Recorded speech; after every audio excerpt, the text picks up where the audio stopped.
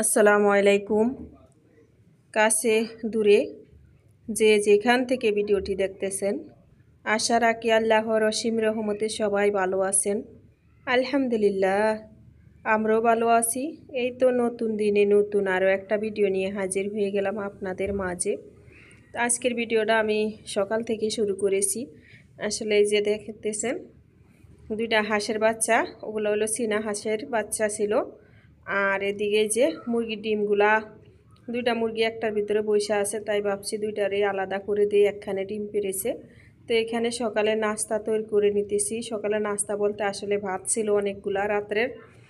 তো এই রাত্রে আবার টক ডাল রান্না করেছিলাম। কালকের ভিডিওতে বলছিলাম যে তেলাপিয়া মাছ রান্না করেছি। ওটা বাসার আমি আর আমার বড় ছেলে ছাড়া আর কেউই খায় না। তো এই মাছগুলার দুপুরে রাত্রে আমরা মাই ছেলেরাই খেয়েছিলাম। তারপরে এখনও আছে যে জাল দিব, বড় ছেলে খাবে। আর ওখানে বাদাম ভেজে নিয়েছিলাম, বড়া করে নিয়েছিলাম। হলো পান্তা ভাতের সাথে বড়া দেওয়া খাইতে অনেক মজা লাগে, জানি না কার কার লাগে, আমার তো অনেক মজা লাগে। আর এখানে চিয়া সিডটা ভিজাইছিলাম, হাত লেগে হলো পড়ে গেছিলো।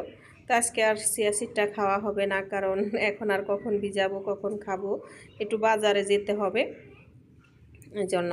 তো সকালে শুধু নাস্তাটা করব, করেই বাজারে চলে যাব।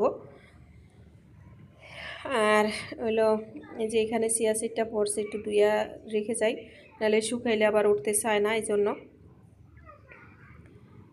তো এই জানি না ভিডিওটা কোন কোন প্রিয় ভাইয়া পুরা দেখা শুরু করেছেন, দেখতেছেন, দেখবেন। প্লিজ একটা লাইক দিয়ে ভিডিওটা দেখেন। দেখতে দেখতে কোথাও যদি একটুকু ভালো লাগে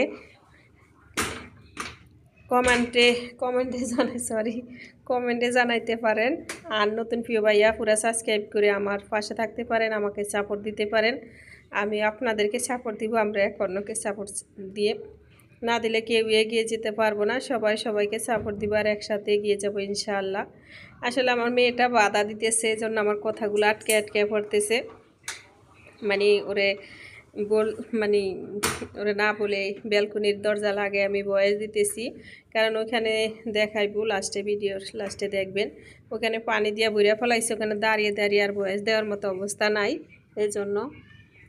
তো মেয়েটা আইসা আমাকে বারবার দেখতেছে আর মানে করতেছে। তো এই যে এখানে হলো ওয়ালগুলা ভিজাইতেছে পানি দিয়া।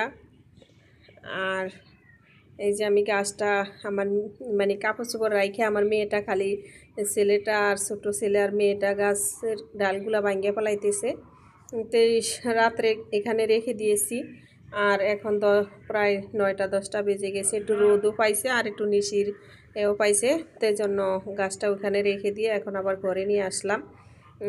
মাঝে মাঝে ঘরে যেই গাছগুলা থাকে আমরা রাখি, এই গাছগুলো মাঝে মাঝে একটু রোদে আলোতে রাখতে হয়, নাহলে আলো বাতাসের খুব দরকার হয় অক্সিজেনের। না হলে গাছগুলা মরে যাইতে চায়, এই জন্য মাঝে মাঝে গাছগুলাকে একটু রোদে দিয়ে আসি। আমি আজকে অফ ক্যামেরায় ঘরের বিছানাগুলা সব গুছিয়ে নিয়েছি। এখন হলো গাছের গোড়ায় একটু পানি দিয়ে নিব। আর এখানে যে নীলপদ্ম গাছটা আমার ছেলে আইনা ঘরে রাখছে, ছাদে ছিল, এই গাছের পাতাগুলা খালি মুরগিতে খায়া ফেলায়, তো এই জন্য ঘরে নিয়ে আসছিল। আর ওই যে মানি ফ্লাক গাছগুলো মাশাআল্লাহ অনেক সুন্দর হয়েছে। তো আমার কালকের ভিডিওতে অনেকে হয়তো হার্ট হয়েছেন, কারণ হইলো কথাগুলা বলতে চাই নাই, তারপরও অনেক খারাপ লাগছিল, কষ্ট লাগছিল, এই জন্য কথাগুলো বলছিলাম। এই জন্য আজকের ভিডিওতে সবার কাছে ক্ষমা, সুন্দর দৃষ্টিতে দেখবেন, সবার কাছে ক্ষমা চেয়ে নিলাম। আসলে আমরা যারা ভিডিও করি হয়তো আমরাই বুঝি যে ভিডিওটা করা কতটা কষ্টের।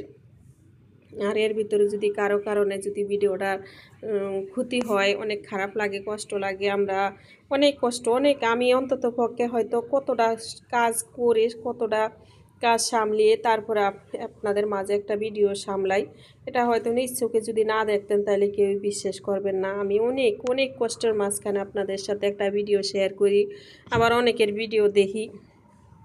কারণ অনেক সময় দেখা গেছে ভিডিওটা ছাইরা দেওয়া লাস্ট কমেন্টটা আমি করতে পারি না। হয়তো অনেক আপুরা মনে করে যে একটুখানি দেখছে, ওনাকে একটুখানি দেখে চলে যায়। আসলে তা না, আমি কিন্তু ফুল ওয়াচ করে দেই, কিন্তু লাস্ট কমেন্টটা করার মতো ভাগ্য আমার হয় না, কারণ কাজে ব্যস্ত হয়ে পড়লে লাস্ট আর কমেন্ট করতেই পারি না, এরকম অবস্থা হয়। তো আমি বাজারে চলে গেছিলাম, মেয়ের জন্য কিছু নাস্তা নিয়ে আসছিলাম। মেয়ে কিছু খায় না, মানে খাইতেই চায় না এমন অবস্থা। তো আমার মেয়ে চিংড়ি মাছটা খুব পছন্দ করে, এই জন্য চিংড়ি মাছ নিয়ে আসলাম।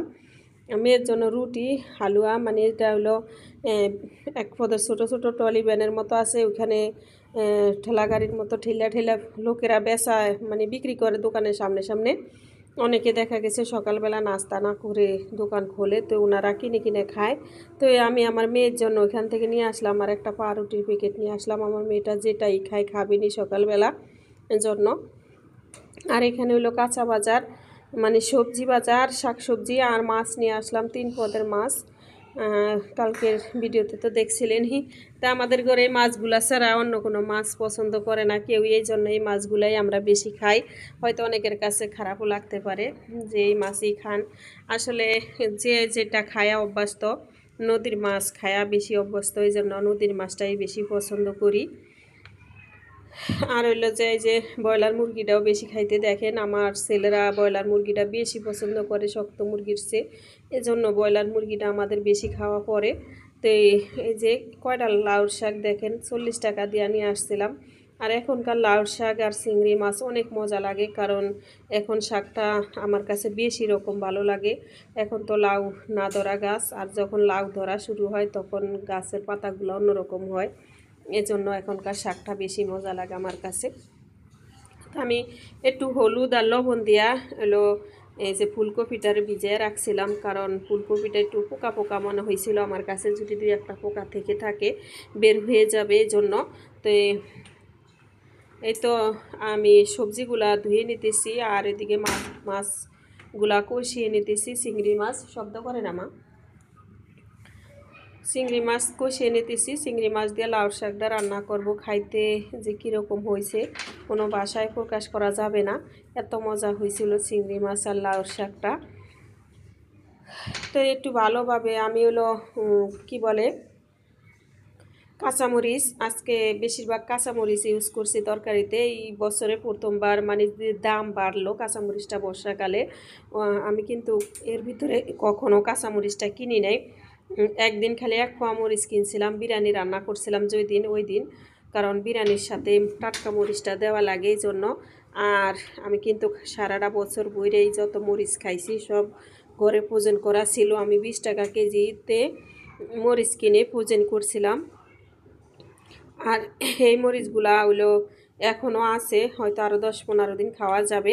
কিন্তু তার ভিতরেও আমি কাঁচামরিচ নিয়ে আসলাম, মাঝে মাঝে না ভাজিতে একটু কাঁচামরিচ কাইটা দিলে ভালো লাগে, কিন্তু আমার ওই ব্লেন্ডার করা মরিচটা দিয়া করলা ভাজি বা যে কোনো ভাজি করলে ওইটাই দিতে হয়। তো এই জন্য দেখলাম যে 70 টাকা হাফ কেজি, এই জন্য কতদিন 80 টাকাও পোয়া বেচছিল মরিচের। তো 1 পোয়া চাইছিলাম, তো এই লোকটা বললো যে 1 পোয়া নিলে 40 টাকা আর হাফ কেজি নিলে 70 টাকা, তো হাফ কেজি নিয়ে যান। তো আমি কাছে আপনার যেটা সুবিধা আমাকে দেন, সমস্যা নাই। তো আমি হাফ কেজি মরিচ নিয়ে আসলাম, আর এদিকে যে শাক আর তরকারিটা কষায় নিতেছি। আসলে আমরা যদি যে কোনো শাক সবজি বলেন, এগুলা তো সংগ্রহ করলে আমার কাছে ভালো লাগে না, আমি জানি না কার কার কাছে ভালো লাগে শাক সবজি। আমার কাছে হলো কাঁচামরিচটা ভেজে একটু হালকা তেল দিয়ে ব্লেন্ডার করে রাখলে ওটার স্বাদ বা গন্ধ কিছুই থাকে না, কাঁচা একটা গন্ধ যে থাকে না, খাইতেও মজা হয়, কাঁচামরিচটার মতোই লাগে, টাটকার মতো। আর হইলো যে টমেটোটা কাঁচা একবারে কেটে কেটে সুন্দর করে, তাও আমার ছাদ বাগানেরটা আমি সংরক্ষণ করি, এই জিনিসগুলো আমার কাছে ভালো লাগে। কিন্তু ফুলকপি বলেন, পাতাকপি, সিম, তারপরে লাউ, এ সমস্ত সবজিগুলা যে বাফায়া ফ্রিজে রাখে, আমিও রাখছি, এই বছরও রাখছি, কিন্তু খাইয়ে আমার কাছে একটু মজা লাগে না। এই জন্য আমি আর ভাবছি এই বছর থেকে আর কখনো তরকারি সংরক্ষণ করব না ফ্রিজে, করলেও খালি টমেটো কাঁচামরিচ এগুলা, ধনিয়া পাতাটাও করি আমি, ধনিয়া পাতাটার টেস্টটা ঠিক থাকে।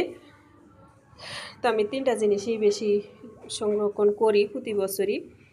আর এই তো কথা বলতে বলতে কিন্তু আমি কয়টা মাছ ভেজে নিয়েছিলাম, তো এই মাছটা দিয়ে আর ফুলকপি দিয়ে রান্না করছিলাম। তো আলহামদুলিল্লাহ খাইতে তাও মজা লাগছিল। কারণ এখনকার ফুলকপিটা প্রথম যখন বের হয়েছিল ওগুলা সিদ্ধ হইতে চায় না, একটু শক্ত শক্ত থাকতো। কিন্তু এখন যেহেতু সিজনটা এসেই পড়েছে, এই জন্য তরকারিটা ফুলকপিটা গলে বা সিদ্ধ হয়, মজা লাগে এখন খাইতে। কিন্তু এর আগে আরও এক দেড় মাস আগের থেকে কিন্তু ফুলকপিটা অতটা মজা লাগে না। এর ভেতরে একদিন আইনা রান্না করছিলাম, ওগুলা কেমন জানি একটু শক্ত শক্ত ভাব থাকতো এই জন্য। আর এখনকার ফুলকপি একটু গইলা যায়। আর আমি দেখে একটু বড় সাইজ আর টাটকাটা নিয়ে আসছিলাম, কারণ ছোট ছোট যে সাইজগুলো ওগুলা সিদ্ধ হইতে চায় না, একটু বড় সাইজটা ভালো হয়। আসলে কি বললাম ভুলে গেছিলাম।